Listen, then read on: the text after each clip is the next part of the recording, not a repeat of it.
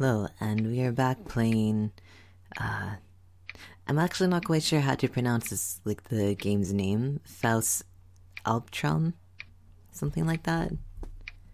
I was actually recording this earlier, and then for some reason, my video stopped recording, and I did not notice. Come find me. We will come and find you, whoever you are. It was locked. It was dark outside the French doors no matter how one looked, like it was all fake. What's here? A key. The half of the label that remained had the words 1F right corridor. Now we have a key. And did we look here before? The interpretation of dreams. Memories from reality are sometimes unable to be recalled in dreams. As long as nothing happens that prompts one to recall their true self, then no reflection will occur. For instance, the dreamer might truly believe he is a sailor, and if he fails to recall his true profession when dreaming of navigating the seas... Wait. I was narrating that wrong. But I kind of get it. I've had dreams before where...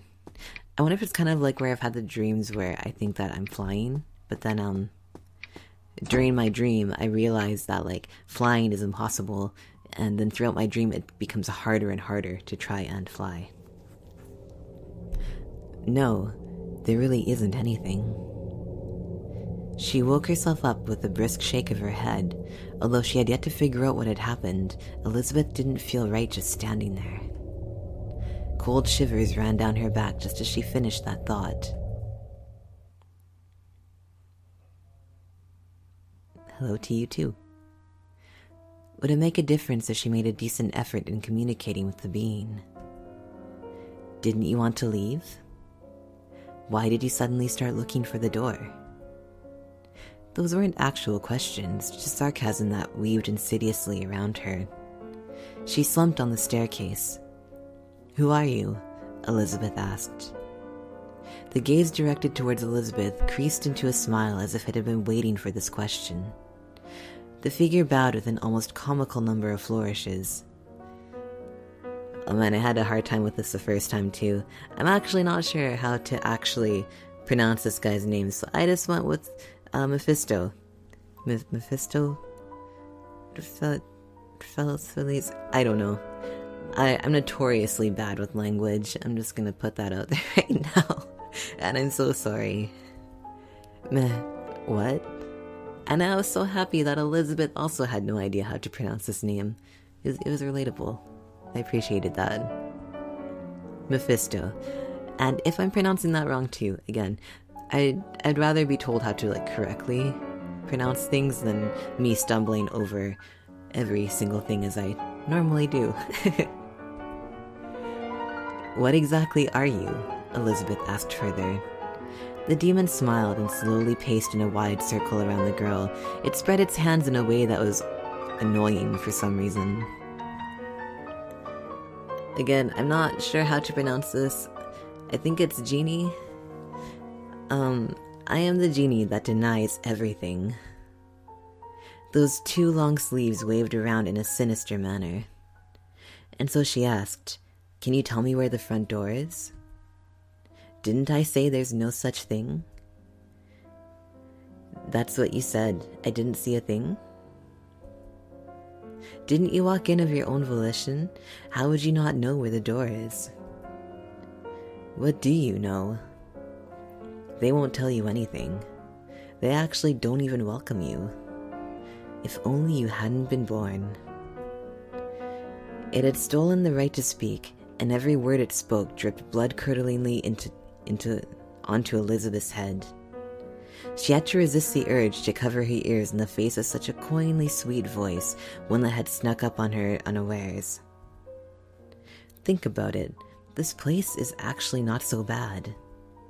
It's quiet here. You won't hear those things. You won't even want to leave after a while. Elizabeth turned back to rebut. I've been up for a long time. I'm sorry if I'm just kind of stumbling over everything. This weird theory. "No way," she said. "I don't want to stay, or even spend a second here." "Not even for a second?" "Not even for a second." "Really? Alright, want to make a bet?" "If you really want to leave, I'll show you the way out." "Really?" "Yes," the demon nodded. "But if at any moment you wax nostalgic about your time here, or wish to preserve any instant for eternity, then you lose." "Any instant?" "Any instant." Well, that didn't seem so hard. She didn't have the slightest inclination to stay here anyway. Elizabeth nodded her head without thinking it over for too long. "Oh good, then it's settled." The demon capered in satisfaction before she had said anything. This was also when the bells in the house started tolling. Elizabeth covered her mouth with both hands before she blurted out, "Wait a minute." The bet had already begun. Despite having a lot to say a second ago, the demon's irregular form vanished up the stairs, and she didn't want to keep it at all. And now it's dark again. And the first time through, I learned right away, these are not friendly mice. These mice want to bite you. And we walk so slowly. I think, do these ones follow you? Yeah, they do. Not very fast, but they do. Ooh. Oh. I did not get that the first time. Is there more up here?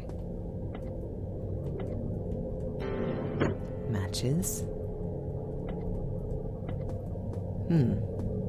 That's good.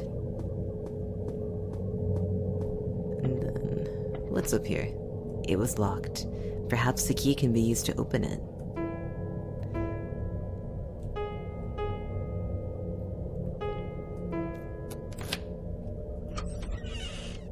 So the one thing I'm not...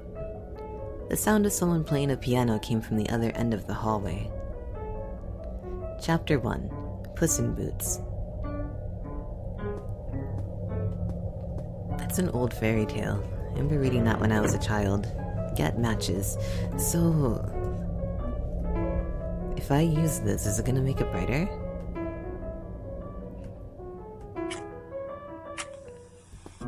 Oh, it does. Okay, so... Oh. Do we slow down after a while? This seems friendly. A half-empty teacup.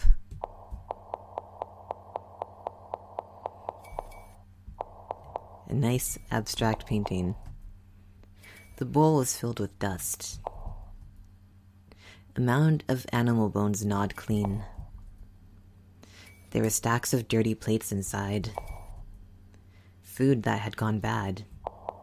That's, some pretty choice stuff to keep in your china cabinet. Red wine had collected at the bottom of the cup. I believe there's also a mouse down here.